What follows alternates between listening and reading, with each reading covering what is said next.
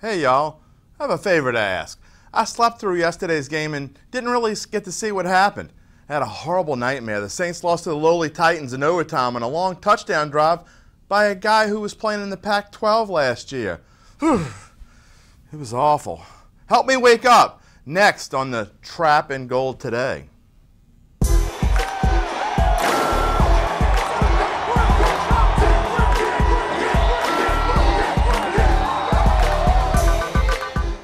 Welcome to the Black and Gold Today, sponsored by Cadillac of New Orleans.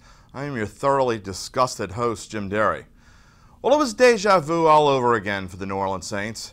As for the fourth time in 9 seasons, the team dug themselves out of a deep hole to get back to 500, then laid a big, fat, rotten egg. It didn't make Saints fans very happy for sure. In fact, we had the reaction of one young hoodad following the touchdown pass in overtime that won it for the Titans.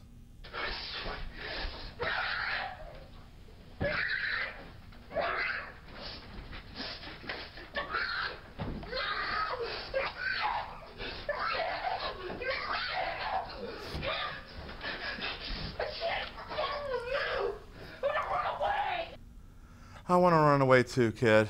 I want to run away too. In all seriousness, how does this happen? According to social media, it seems to be all the fault of Rob Ryan and his defense. Of course, many fans seem to overlook the fact that the offense managed to score just once in the second half against a team that had won just 3 of its previous 23 games before Sunday. Coach Sean Payton tried to find the positives, but that proved to be nearly impossible. You know, we just struggled getting off the field, and obviously when you lose like that in overtime, it leaves a sour taste in your mouth. It was a game, despite the imperfections in how we played, we had a chance still at the end, and, you know, we weren't able to execute. I mean, we get the opportunity to kick a field goal at the end of the game, and, you know, it's disappointing. Had a chance to win at the end of the game? One thing it seems to me is he says we couldn't get off the field.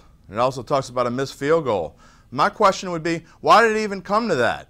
If this vaunted offense is so good, what happened? Turnover takeaway ratio. We lost that today. Gave it twice, got one.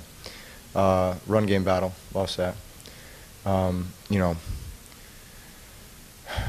I'm not sure exactly what the penalty number was, but it sure felt like we had a lot of penalties. I think we're close to leading the league in penalties right now, which that's going to get you beat.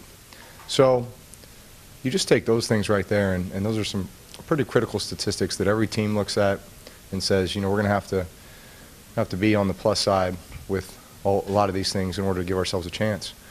And we're not right now. I think Drew leads the league in bruised chins and bruised lips, too. I think you have had all you can handle for this, right? Well, look, we'll be right back after this ad with a little happier moment. What's one of the nicest things that comes with your new Cadillac from Cadillac of New Orleans? 0% interest. Get 0% interest on all new Cadillacs, now at Cadillac of New Orleans. New owners, new attitude, on Lime Street in Rye in Metairie. For Monday's Extra Point, let's go back in time. Sunday marked the 45th anniversary of one of the greatest moments in Saints regular season history. It was the 63-yard field goal by Tom Dempsey, a record that stood for nearly 43 years until Matt Prater booted a 64-yarder in the thin air of Denver. Most of us have seen the clip of Dempsey's great moment, but here's one that I hadn't seen before, a field-level shot that Saints 1964 recently placed on YouTube. The audio comes from the call of Al Lester back on November 8th, 1970. Never attempted. 2 seconds left. Here's the snap. The ball is down. Dempsey kicks. It's on the way.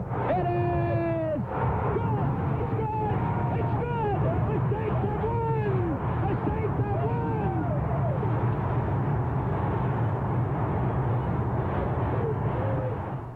Can't get enough of that moment. Love Mr. Tom. And that's all for today, y'all. Cheer up.